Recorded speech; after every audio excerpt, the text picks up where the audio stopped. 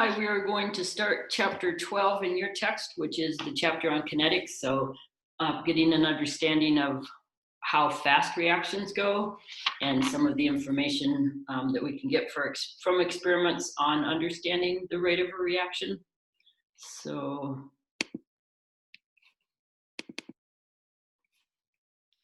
this is chapter 12 in your book, but chapter 13 in the new edition. So that's where I have the PowerPoint slides from. So I'm going to do the lecture on the whole chapter on kinetics, which might seem kind of long, but I'm going to ask you to pause a few times, 1, 2, 3, 4 times, and go back and work a problem that I want you to work. And all the problems that I'll have you work are from within the reading. So after we talk about a section with the PowerPoint slides, turn it off, take a pause. When I ask you to do a problem, do the problem, take a break, whatever else, so that you can break it up, but also so that you know at each point you're understanding what I'm wanting you to understand. So chemical kinetics, it's the area of chemistry concerned with rates. And then from that, we can understand something about how a reaction happens. So the sequence of steps by which reactions occur, that's going to be called a mechanism. So a reaction rate is either the increase in the concentration of product per unit time or the decrease in the reactant. So depending on what's easiest to monitor, so as you're looking at a reaction taking place, it might be easier to look at the product formed, or it may be easier to look at the reactant concentration. So you'll monitor whichever makes sense, and they'll be related to each other. So this is just some data. So someone went into the lab. They're looking at this reaction of dinitrogen pentaoxide to make nitrogen dioxide and diatomic oxygen. So the reaction's at the top. And it shows you they monitored over the time period of 0 to 700 seconds. So it's a reaction that's fairly slow, easy to monitor. That's not a reaction that's changing really quickly. And so you notice if you start out with the dinitrogen pentaoxide and 0 of the 2 products, you can watch that reactant concentration go down with time. And at the same time, the products are increasing with time, which makes total sense. So when we graph that data, it looks like this. So as the N2O2 or NO2 is coming in, it's in green here. You can look at the rate, which is how does the concentration change with time. So that's what they're showing you in each of these little segments. So they're showing you that if you can look at how the concentration changed over a time period, you'll be able to convert that into a rate. So as we pointed out here, the reactants going down, the products are increasing. So you have a negative slope on the N2O5, positive slopes on the other two. You might notice that the green NO2 is increasing faster than the O2 is increasing. And if you look at the stoichiometry, it should be increasing 4 times as fast as O2. As every 1 O2 molecule you make 4 NO2 molecules. So you can take that data and you can get what are called instantaneous rates, or rates over an average short period of time. So how does N2O2 change with time? You just look back here, and they gave you the change over time was 0.0019, and that was over 100 seconds, the purple triangle there. And so if you take those numbers, you get a reaction rate that would be 1.9 times 10 to the minus 5 molar per second. So that's the concentration change per unit of time. So here our concentration unit we're using is molarity, and the time we're using, because it's a fairly slow reaction, is seconds. So if you want to look at how they compare to each other, I pointed out that the NO2 is being formed 4 times as fast as the O2. So that would tell us in the second equation here that 1/4 of how NO2 changes with time is equal to how O2 changes with time. If you compare that to the reactants, So the reactants are going down when the products are going up. So the reactant has a negative sign, and you can probably easiest look at the N2O5 compared to O2. So you should have half as much O2 being created with time as you do N2O5 going down with time. So turns out if you generalize this observation to any equation, some reaction that's A moles of A plus B moles of B going to D moles of D and E of E, then the rates will be equal if you multiply each of the rates times 1 over the stoichiometric coefficient and have a negative sign for reactants and a positive for products. Because when the reactants concentrations change, they go down. So that would mean delta A and delta B are negative numbers. So you have to change the sign when you want to compare it to how the products are being formed. So this bottom set of equations, so the general form of the reaction and then how the rates compare is going to be a really important equation to have, so you should write that down. So this is just showing you that the rate itself changes with time. So if you look at these graphs, and this one is just the NO2 coming in with time, it's not a straight line. So the slope of the line changes with time. And so we're talking about an instantaneous rate. And if you were to take this in an upper level class that used calculus, you'd see that this is actually a derivative, but we're not going to focus on that. We'll focus on if you take a small enough time period, it's going to be pretty straight. So if we look at that inside blue triangle, and the two points on the ends, it's a pretty much straight line. But if you go over a bigger time period, the light purple, a straight line doesn't match very well. And the dark purple, not at all. So the smaller you measure your rate over, the more constant it will be over that time period. So oftentimes that will determine how accurate your work is. So from what we just looked at, we'll be able to determine a rate law. A rate law tells us how the rate of the reaction depends on all the concentrations. So this says you might have some reaction, A plus B goes to products. And what you see from experiment is that the rate of the reaction is proportional to the concentration of A raised to some coefficient and the concentration of B raised to some coefficient. And you have to determine that M and N experimentally. It's not just the A and B, the stoichiometric coefficients in general. Sometimes by coincidence it is, but in general, we have to determine what those are. So we say the rate is proportional. So that means if we put in a proportionality constant, we'll call that K, that's going to be our rate constant. So that's a rate law. When I say rate equals K, A to the M, B to the N, and if I define the M and the N, then it's a complete rate law. So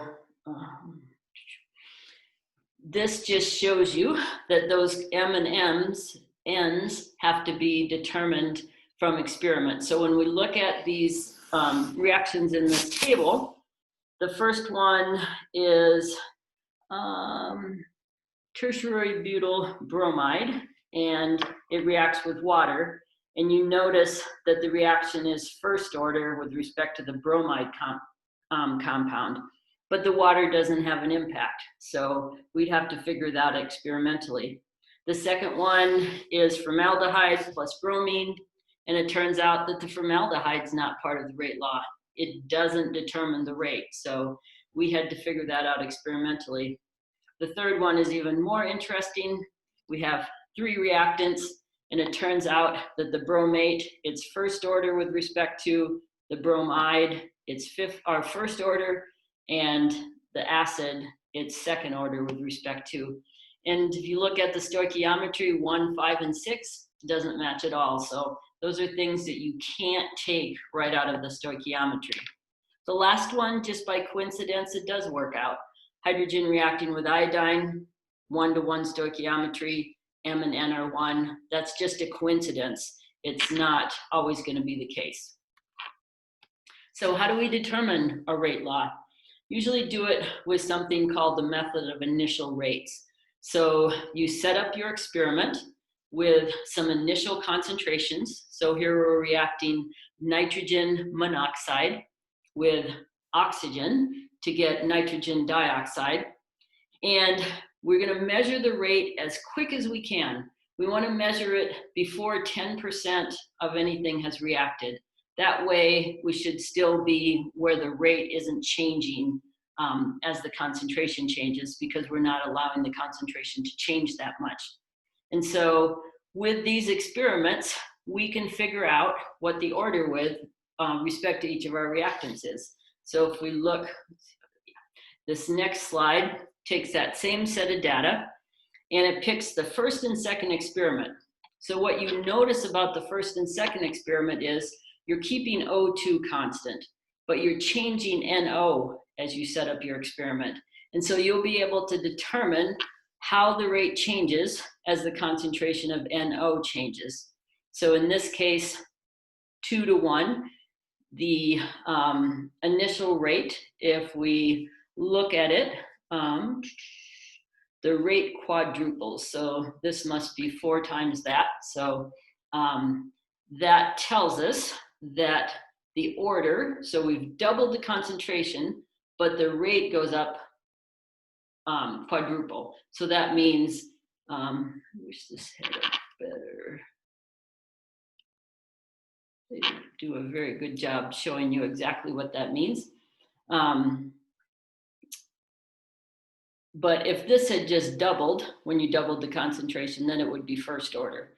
But because 2 to the M goes up by a factor of 4, that means, so the concentration doubled, so 0.030 divided by 0.015 is 2. So 2 to the M, that's what we're solving for, has to equal 4 in this case, and so M has to be 2. So we could figure out NO from that first set of experiments. Now to figure out for the oxygen concentration, we need to look for 2 experiments where the concentration of NO is held constant and oxygen is changed. So when we look at that, if we divide the initial concentration of O2 from 3 back to 1, we get 2. So now we're going to say 2 to the N equals, and if we look at how the rate changes, it goes up by a factor of 2. So 0.048 divided by 0.024 is 2. And so that means that N is equal to 1. So the coefficient for oxygen is equal to 1. So that we now have a rate law from our experiment. So we've determined that the rate equals K times nitrogen monoxide squared times the concentration of oxygen. And so some new terminology would be that we say that the reaction order is second order with respect to nitrogen monoxide and first order with respect to oxygen. The overall reaction is the sum of those two, so overall it's a third order reaction.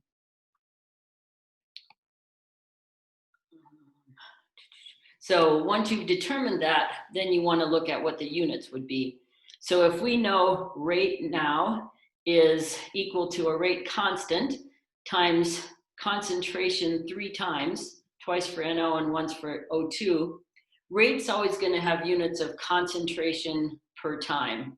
So what they're doing in this last equation is trying to determine what the units will be. So if rate is concentration per time, and we're using molarity in seconds, then if we just move the concentrations over and solve for the units of K, we have 3 different concentrations. We have NO times NO, because it's squared, times O2. So that's molarity cubed. So when you take that ratio, it ends up that for a third order reaction, the rate constant's units are 1 over molarity squared times seconds, if those are the units you're working in. So this just shows you a bunch of the units for K. It's really easy for you to figure that out on your own. exactly like we did right here. So you could put this on your note card, but I think that's a fairly easy thing just to figure out on your own. So after this slide, I want you now to take a break, and I want you, let's see if you can see this.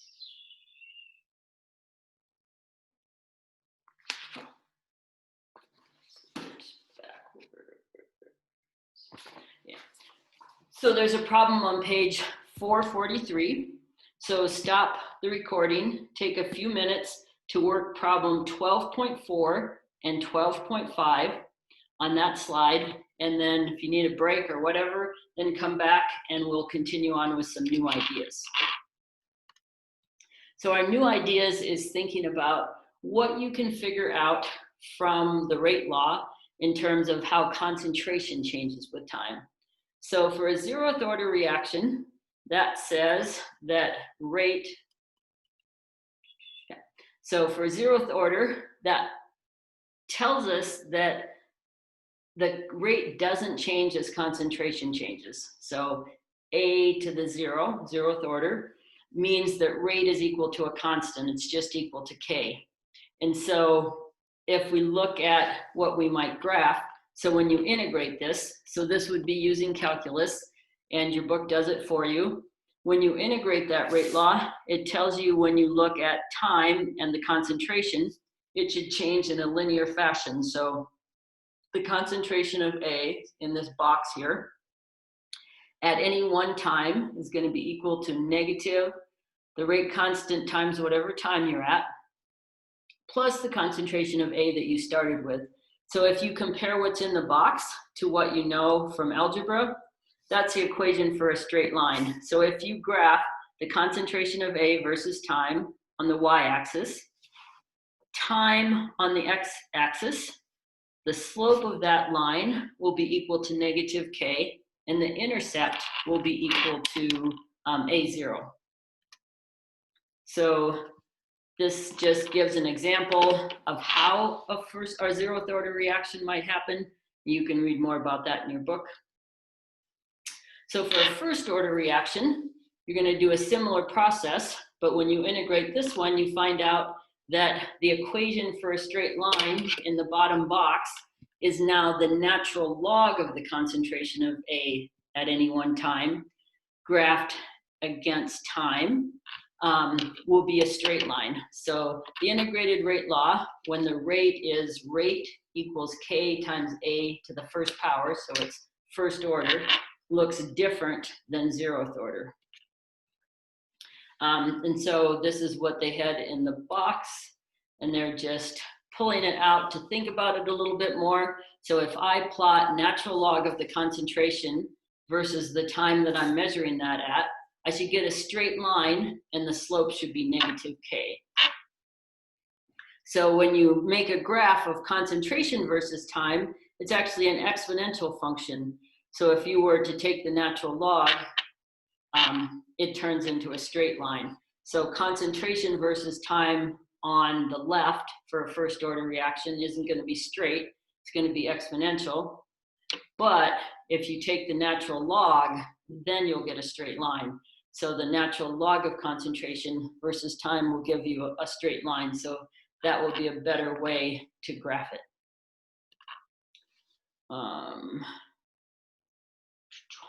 So this is just showing you some data and taking the natural log and graphing it.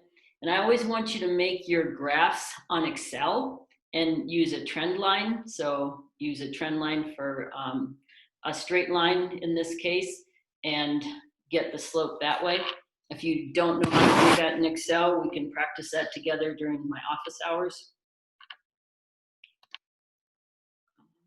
This is just working through that to show you what K is.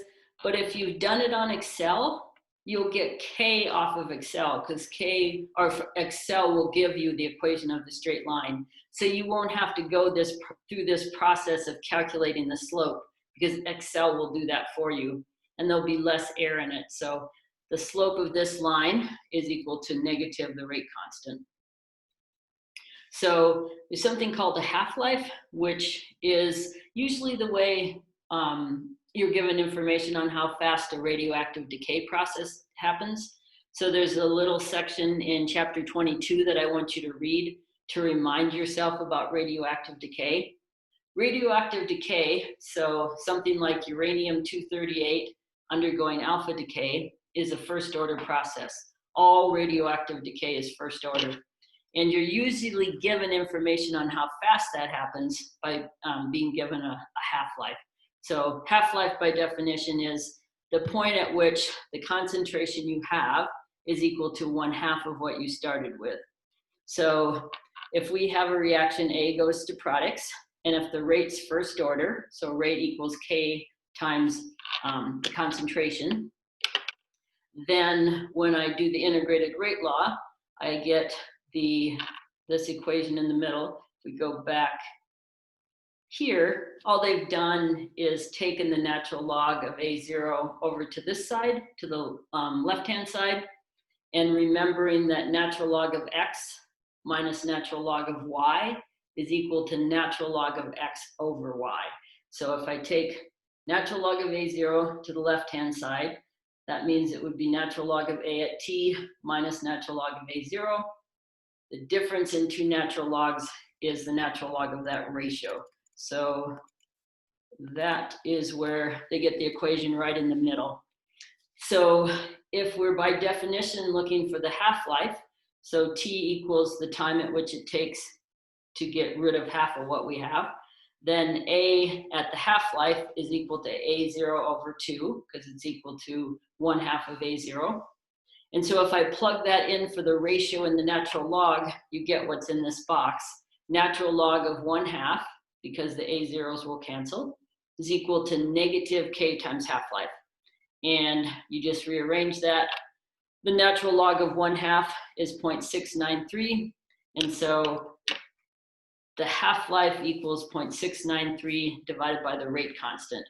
So if you have the half-life, you can get the rate constant. If you have the rate constant, you can get the half-life.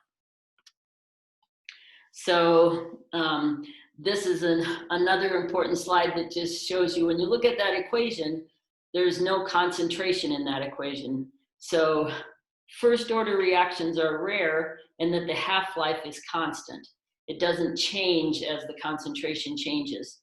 So when you look at this graph, it's showing you that the half-life is always, in this particular problem, 1 time unit, whatever that is. It's an arbitrary thing. So each case, the concentration is changing by a different amount, but it's going down by 1/2.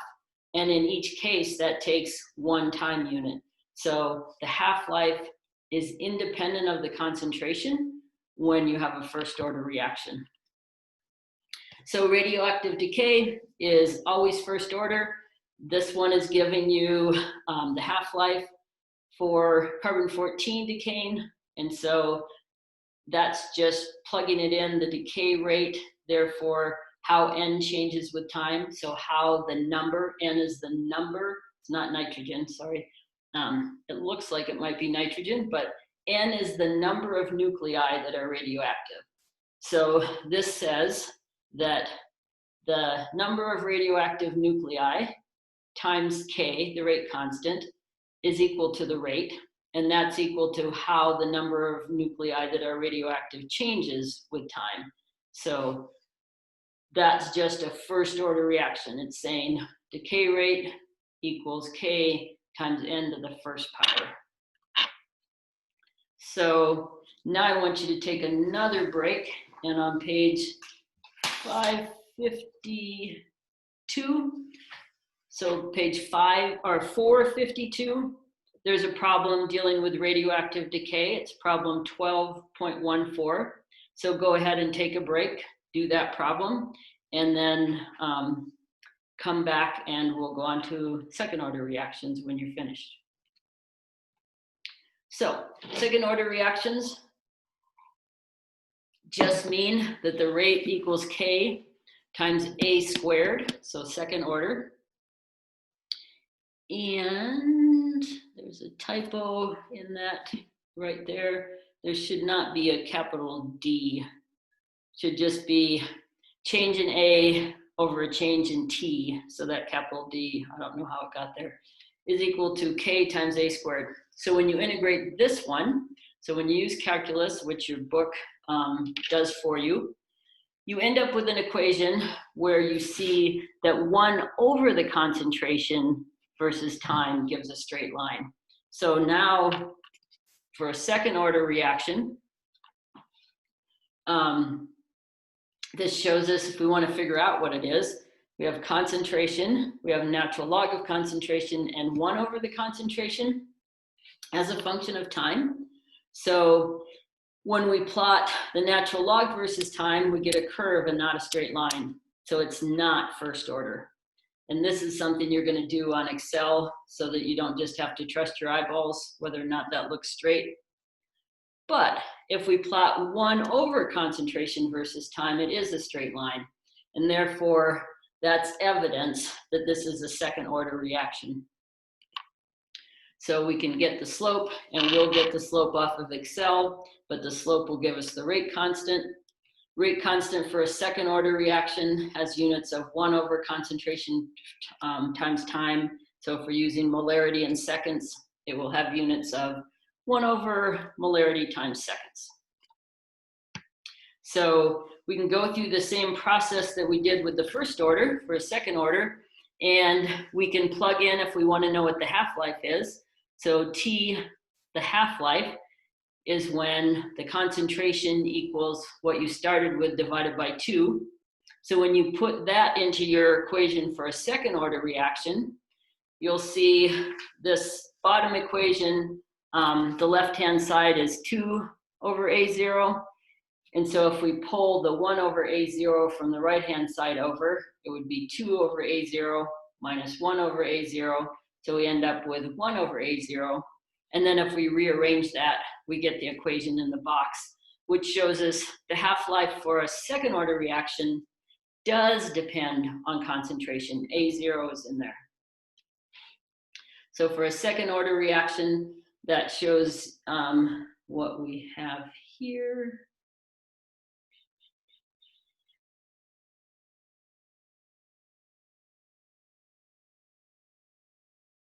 Oh, yeah.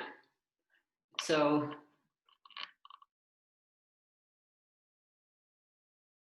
this is not showing that the half-life is dependent. This looks like they accidentally put first order in there because the half-life is independent of concentration. Oh, no, their y-axis is different, I'm sorry. So their y-axis has different units. So the point of this slide is to say that the half-life does depend on where you're starting. And so this, which is a table in your book, is a really, really helpful thing to put on your note card. It tells you for 0th, 1st, and 2nd order what kind of graphs you would make that would be straight lines. And we'll do this in class together on Excel to make sure you see how you'll pick what's a straight line. But this is a very important table to have. So now I want you to stop, and on page 455, do problem 12.15. And if it's possible, in this problem, they ask you to decide if the reaction is first or second order. Also check to see if it's 0th order. So that's equivalent to saying, I want you to make a graph. 0th order would be concentration versus time. First order, natural log of concentration versus time. Second order, 1 over concentration versus time. Whichever gives you the straightest line. So add to this problem 1215, checking the 0th order. And then try to do it in Excel. If you have ever used Excel, you'd add a trend line and put the equation on the line. And when you do that, it'll give you something called an R-squared. We'll do that together. So if you look at that problem and you just don't know how to graph, we'll for sure look at some of those in class together. So now that you've taken a break and worked that problem, you can also, when I assign the ones in the text like this within the reading, there's always a worked example right above it. So as you're working through these on your own, you always have a worked example to look at. So now we're going to talk about what changes the rate. So in this equation where rate equals K times the concentration, if we change the concentration of N2O5, the rate changes because it's in the equation. When else does it change? It changes if we change the temperature, because the rate constant, the K, actually depends on temperature. So when you do kinetics, you have to be super careful to keep your temperature constant so you know you're measuring the rate at a certain temperature. And this slide is just showing you in cold water versus hot water, you can see a reaction taking place in the hot water. Rate usually increases with temperature, and so we're making base OH minus in this reaction, and you also see bubbles on the right hand side. That's the hydrogen gas. On the left hand side you don't see that, so the rate's changing with temperature is what they're trying to show you. Why does it change with temperature? It's usually because of this activation energy that stands between the reactants and products. So when we look at this profile of a reaction, when we go from A plus BC over to AB plus C, different products, we have to go through a point between those where the BC bond has to start to break. And you know that breaking bonds takes energy. So essentially you have to go up a hill, which at the top of that hill is what we call the transition state. And that takes some energy, we call the activation energy, in order for that to happen. Once that can happen and the AB bond starts to form, you get the energy back. And so you come back down the hill. So the reason the temperature impacts the rate, one reason is because you have more collisions. So at a higher temperature, the fraction of collisions that have enough energy to get you over that barrier increases.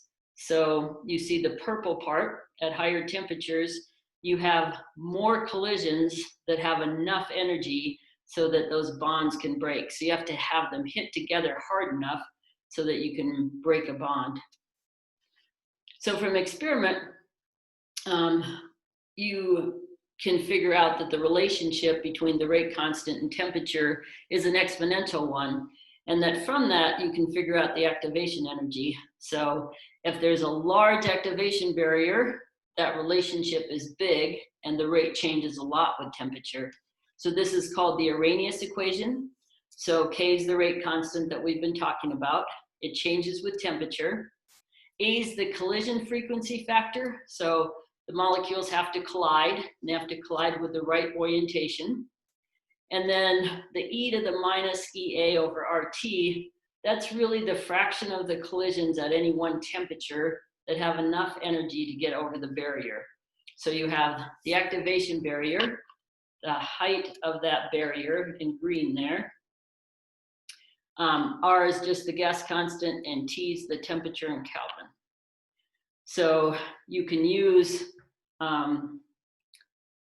the Arrhenius equation to determine the activation energy. So if we look at that equation, and we take the natural log of both sides, we'll be able to see what we might graph. So you take the natural log of both sides, you get the top equation, and from that, ln of e to the minus EA over RT, those are inverse functions, so you end up with just the minus EA over RT, and shows you that if you graph the rate constant versus 1 over temperature, you can determine the activation energy. That'll be, the slope will be negative EA over R. So before you go on, there's a problem on page 472, problem 12.21. So go ahead and do that problem. And when you do that problem, It's hard to switch back and forth from writing and using the PowerPoint, so I'm going to refer you to an equation in here. So on page,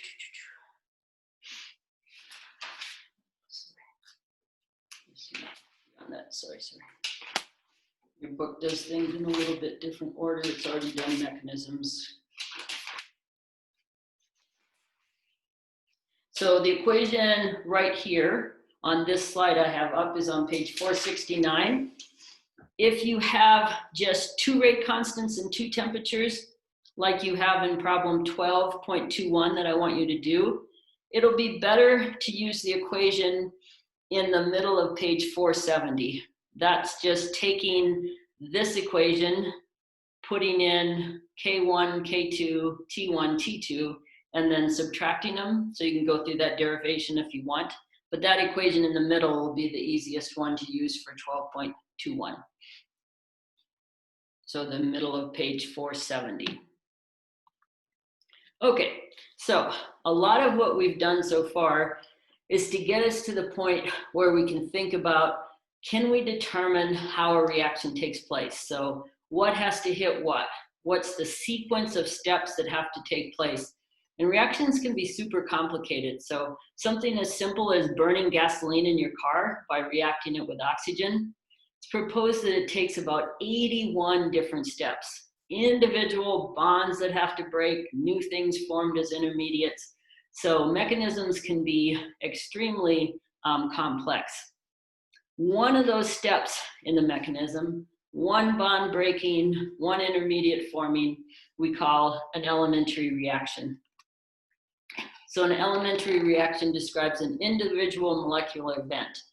The overall reaction just describes the stoichiometry, but it has to be a sum of all the individual steps. So in this case, we have an overall reaction of nitrogen dioxide, so the bottom reaction on this slide, reacting with carbon monoxide. And so you could do some experiments and figure out the order of the reaction, and then you could propose how might it happen.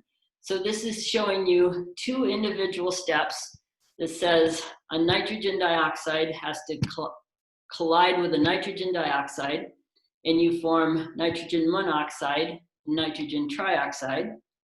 And then that nitrogen trioxide reacts with the carbon monoxide to make nitrogen dioxide and carbon dioxide. So each of those individual steps are what's actually happening in your proposed mechanism, and they have to add together. So if you add those 2 steps together, you'll get that overall reaction. So the NO3 will cancel, it's called an intermediate. The NO2, one of those will cancel, and you'll get the overall reaction. So that's the first thing you have to check. If you're going to propose how something happens, when you add up every step you propose, it has to give you the same reaction. So this is just showing you that in a visual. So what bonds are having to break, what things have to collide.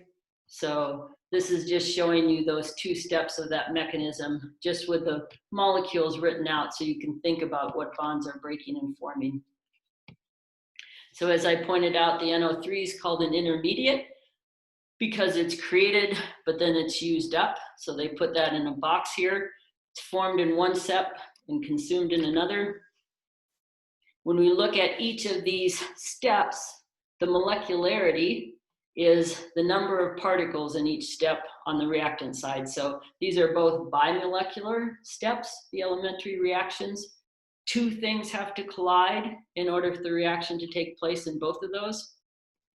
So a unimolecular reaction is something like this. Ozone has enough energy within the molecule to break, but the energy just has to get into the right bond.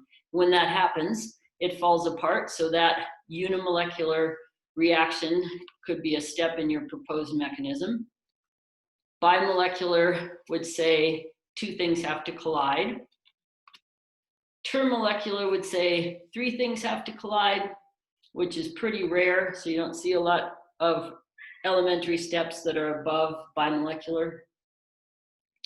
So the rate law for any elementary reaction follows directly from its molecularity because an elementary reaction is an individual molecular event. We'll put that into meaning here. So when you look at the steps in a mechanism, you can just use the stoichiometry of that step as your order. So the unimolecular reaction is first order. The bimolecular reaction is first order with respect to each of the things colliding, so second order. Termolecular reaction is third order, first order with respect to each of the things that are colliding. So this is just showing you how you would take elementary steps and write the rate law from that. And then we want to take our mechanism and we want to figure out what the rate law for the whole reaction would look like. So we're usually going to make an approximation about which step is the slowest. So the slowest step in a reaction mechanism kind of acts as a bottleneck. So if things are happening fast, but there's a really slow step, that's holding up how fast the reaction can go. So it limits the rate at which reactants can be converted to products. So in this particular mechanism, so we look at the overall reaction. Our mechanism is proposing these top two steps, the elementary reactions. And then if we look at one being slow and one being fast, the rate for this reaction would just depend on that slow step. So the rate of the reaction would be K1, the rate constant for the first step, times NO2 to the second, because in that first elementary reaction, we have two NO2 molecules. So we can have multi-step reactions with an initial fast step, and we're always going to base our order of our reaction on, order of the reaction on the slow step. So we have three steps in this mechanism. The slow step is the second one, so the rate is equal to K2 times N2O2 times H2. So you can run into a problem with that, because if we look at this guy, if we look at the overall reaction, is there any N2O2 in that bottom reaction? No, it's not a product and it's not a reactant. So we want to get rid of it. We want to know how its concentration might depend on the concentrations of the reactants and products, because we won't be putting that in. We'll never know its concentration. So we can use, this is called the pre-equilibrium approximation. So if we look at this first step, we say that's fast. So if we think that's a fast reaction, then that reaction is going forward and backwards, and that should not be a capital K -1. It should also be a lowercase. It's a rate constant. If that's going quickly forward and backwards, we can say that the rate forward equals the rate backwards, and that it's essentially staying in equilibrium. That allows us to take our first rate and get rid of the N2O2, because if we set the forward reaction of the first step rate equal to the reverse, we can solve for N2O2. And when you do that, you get something that looks a little complicated, but you get a bunch of constants, and you see that the reaction should be second order with respect to NO and first order with respect to hydrogen. So the point of this all is that if you go and you measure the rate law with experiment, and then you're going to propose a mechanism, and you're going to try to predict the rate law by doing this, writing out what the rate law would be, solving for all the concentrations in terms of products and reactants, and then determining what that rate law looks like. If it matches the experimental rate law, you have a possible rate law that might work. If it doesn't, you have to go back and try again, devise another one.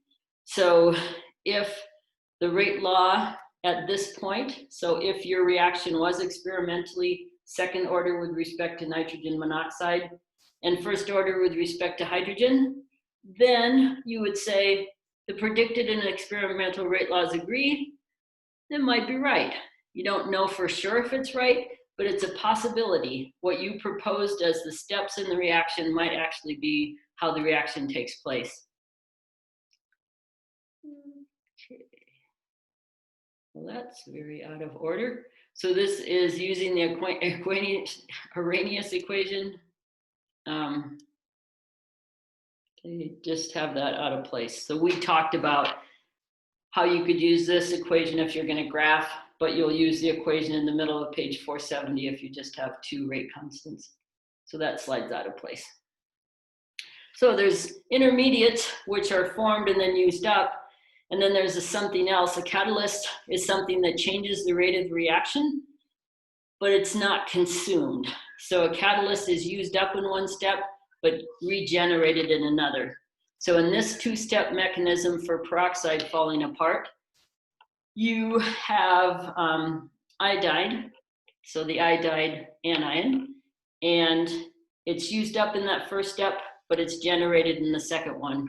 So that's one thing that has to be true for a catalyst. It also has to change the rate. So in the process of the iodine reacting, it has to make the reaction faster. Yeah, so this is just talking about that process. And now you can write a rate law the same exact way, but because iodine's in the rate determining step, it's part of your rate. So the concentration of the iodide changes the rate, so it's a catalyst. This is just giving you some examples of catalysts, which the book gives you a whole bunch more. So when you glance at the book, if you get to read through that, it'll give you some other examples of catalysts too. And so how does a catalyst change the rate? When we looked at how temperature changed the rate by making more collisions have enough energy to get over the barrier. So that is,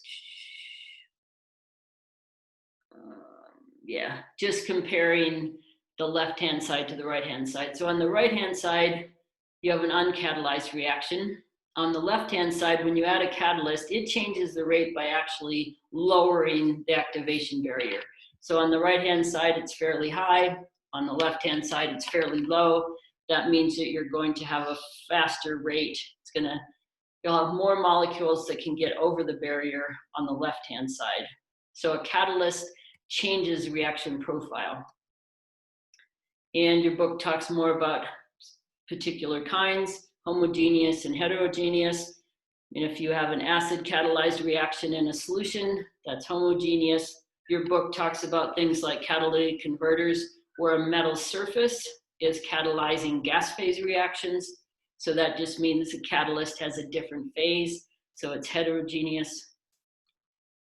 And the book talks more, you can read through this or pause here and look at the slide, how these catalysts can change the reaction profile. And this just gives you some important examples from industry. And that is the last slide. That was a long lecture. Hopefully you took the breaks and did the problems. And when we get together for class, we can talk about Excel if you need to think about how you make the best graphs to make decisions about what order your reaction is. We can also talk about anything else that didn't make sense.